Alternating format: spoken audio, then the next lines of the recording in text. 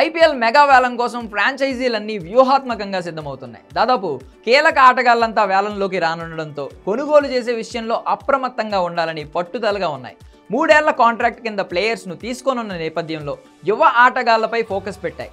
Defending champion Kolkata night riders 3 యంగ్స్టర్స్పై కన్నేసింది.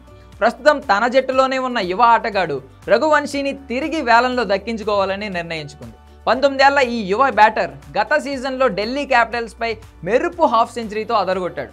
అగ్రెసివ్గా ఆడుతున్న రఘువంశీకి మరింత తర్ఫీదునిస్తే మ్యాచ్ను మలుపు తిప్పే ప్లేయర్గా మారిపోవడం ఖాయమని కేకేఆర్ భావిస్తోంది.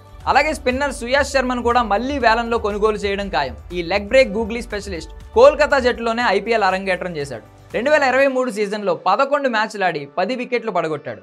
గత సీజన్లో ఎక్కువ అవకాశాలు రాకున్నా సుయాష్ ఖచ్చితంగా మ్యాచ్ విన్నర్ అని కోల్కతా భావిస్తుంది.